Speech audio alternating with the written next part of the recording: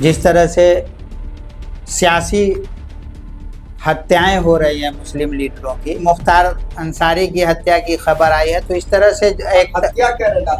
बिल्कुल सियासी हत्या है ये।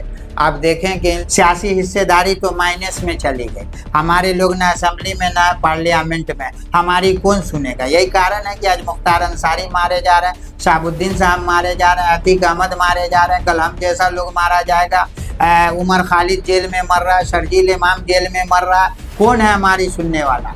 माननीय सुप्रीम कोर्ट से गुहार लगाते हैं। आप देखिए उमर खालिद जितनी बार याचिका डाल, देखिए ये दुर्भाग्य है। पिछले कई सालों से जो यूपी की हालत है और वहाँ के मुसलमानों की हालत है, इस पर हम लोगों के पास कोई शब्द नहीं है। जिस तरह से सियासी हत्याएं हो रही हैं मुस्लिम लीडरों की, कहीं ना कहीं मुसलमानों के लिए चिंता का विषय है और इस पर मुस्लिम समाज को भी गंभीर होने की ज़रूरत है।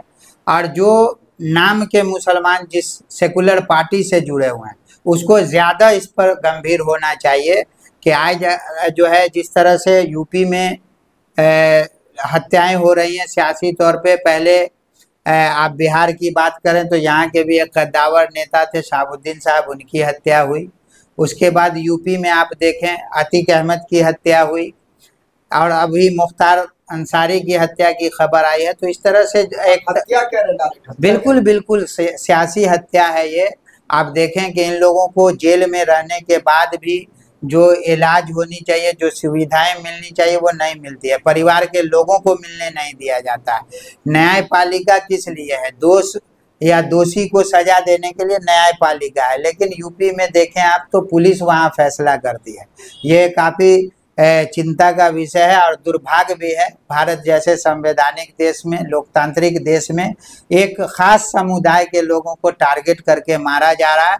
आने वाले दिनों में हमें लगता है कि इस समाज को सामने आकर के अपने बचाव और अपने लोगों की सुरक्षा के लिए आवाज़ उठाने की ज़रूरत है। अब लाइव मर्डर हो रहा है। आप अतीक अहमद की हत्या को देखिए कि टीवी पे लाइव चलाया गया और जिस तरह से पुलिस सुरक्षा के बीच गोली मारी गई सर में, तो ये सियासी हत्याएं ही हैं। मुस्लिम समाज जो देश की दूसरी सबसे बड़ी आबादी है, आज सियासी तौर पे अपाहज है, इसके लोग नहीं हैं कह सकते हैं। बल्कि ये मैं डंके की चोट पे कहता हूँ कि भारत की जो सियासी पार्टियां हैं, सभी का मिशन एक है कि भारत के मुसलमानों को दूसरे दर्जे का नागरिक बना करके रखा जाए। इनके लोग असेंबली पार्लियामेंट तक नहीं पहुँचे ताकि ये बर्मा के जैसे मुसलमान बना करके भारत के मुसलमानों को भी रखने का काम करेंगे।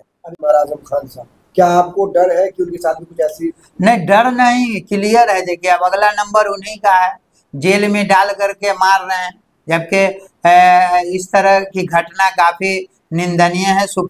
माननीय सुप्रीम कोर्ट को इस पर संज्ञान लेना चाहिए कि आखिर पुलिस सुरक्षा में न इलाज हो रहा है, न उसको वो सुविधाएं मिल रही है।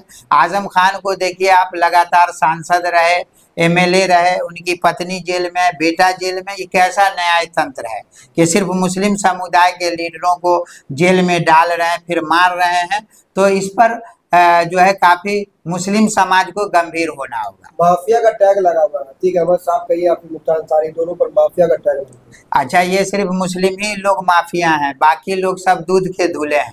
एक पर एक माफिया यहाँ मंत्रालय में है, सरकार में है, उस पर कार्रवाई क्यों नहीं होती? ये दोहरा चरित्र है सरकार का, न्यायपालिका का।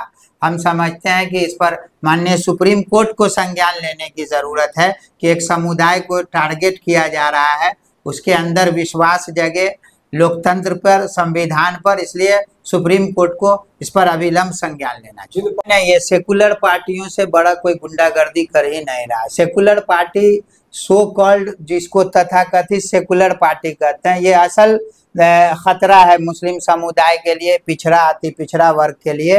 आप आज़ादी के बाद से देख लें, जो समाज का सबसे दबा कुचला तबका आज भी उसी पायदान पे है।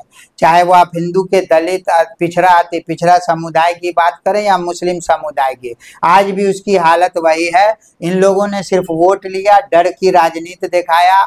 आज मोदी जी आ जाएंगे, कल आरएसएस आ जाएगा, परसों भाजपा आ जाएगी। इस डर को दिखा करके जो वोट लेने का काम किया। ये सेकुलर पार्टियां सबसे ज्यादा दोषी है, सॉफ्ट हिंदुत्व की राजनीति कर रही है, मुसलमानों को छुआछूत समझते हैं ये लोग। इन्हीं लोगों के की साजिश है जो मुस्लिम लीडरशिप की हत्या की जा रही है। ये साजिश है या फिर क्या है? नहीं, साजिश हमने तो अभी कहा ना कि ये सभी पार्टियों का एक ही मिशन है। किसी समाज को अगर खत्म करना हो तो कहा जाता है उसके अंदर से शिक्षा छीन लीजिए, उसकी जबान छीन लीजिए, उसकी सियासी हिस्सेदारी छीन लीजिए।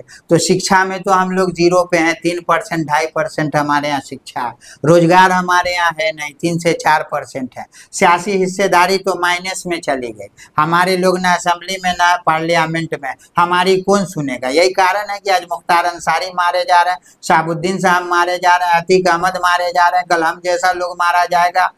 उमर खालिद जेल में मर रहा है, शर्जील इमाम जेल में मर रहा है, कौन है हमारी सुनने वाला। माननीय सुप्रीम कोर्ट से गुहार लगाते हैं, आप देखिए उमर खालिद जितनी बार याचिका डालते हैं उसकी नहीं सुनवाई होती है। तो कहाँ जाके हम लोग अपने न्याय की मांग करेंगे। तो हम लोगों के पास कोई ऑप्शन नहीं है। हम तो ये मानते हैं कि आज की तारीख में भी भारतीय मुसलमान 2वीं दर्जे का नागरिक बनकर जीने को मजबूर है।